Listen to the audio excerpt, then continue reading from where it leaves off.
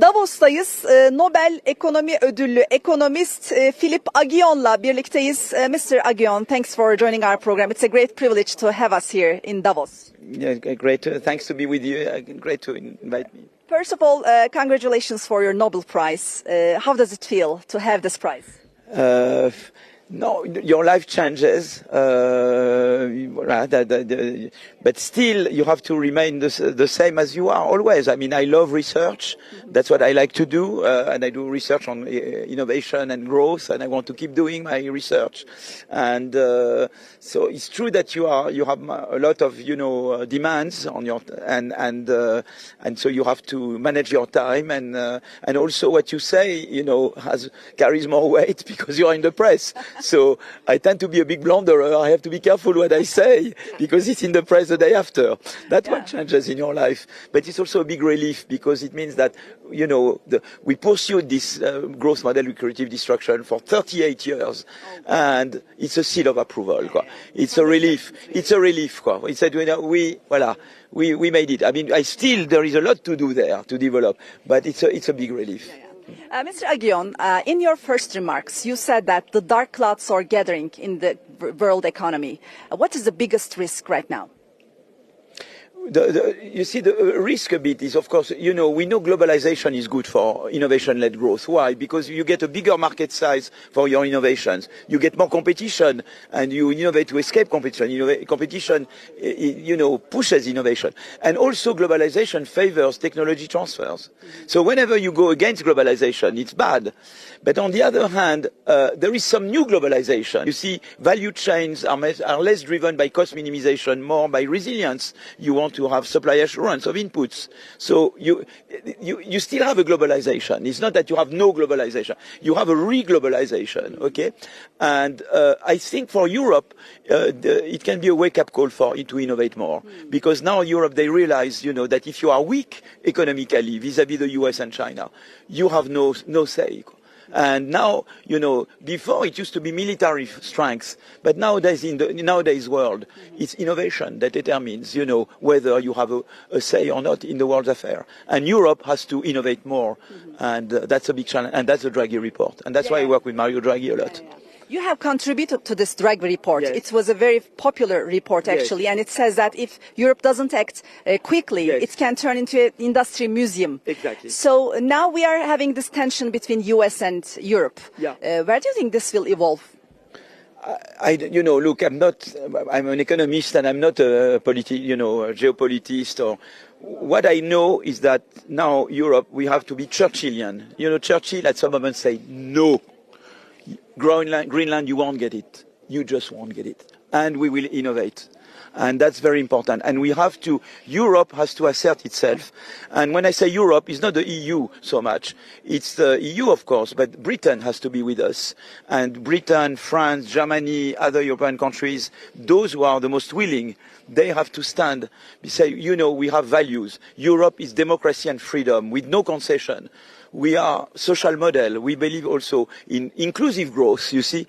We believe in green growth. And those values, we want to push them.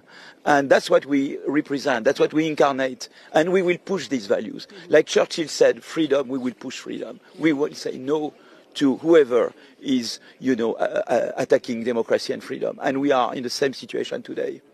Europe is Turkey's biggest trading partner. What is your advice to the Turkish companies doing trade with Europe? And if Europe lags behind, how do you think this will affect countries like Turkey? Me, I'm all in favor of Turkey, taking part. And, of course, I have concerns with, I don't want to... I have very close friends in economy. As you know, you have top economists from Turkey. You have Daron Acemoğlu and Ufuk Akçiğit. Ufuk Akçiğit, yeah, that's right.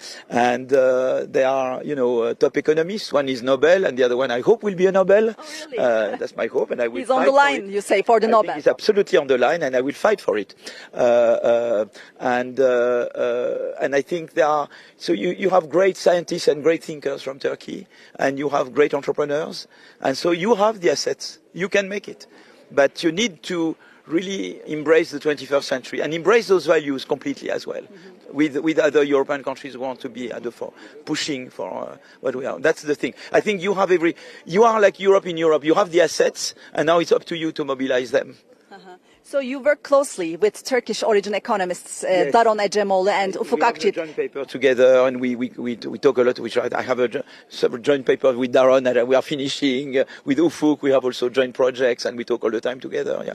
Well, with Ufuk, we push a lot the growth, the Schumpeterian growth agenda. Actually, it was crucial, to produce the middle income trap World Development Report. Mm-hmm. I think this is that's very important actually for all emerging markets. This World Development Report on middle income trap that Ufuk and Indermit Gill together produced. I think that's very important. So what very is much, in line with what what we've been pushing for 30 past years. What is the file on your desk right now?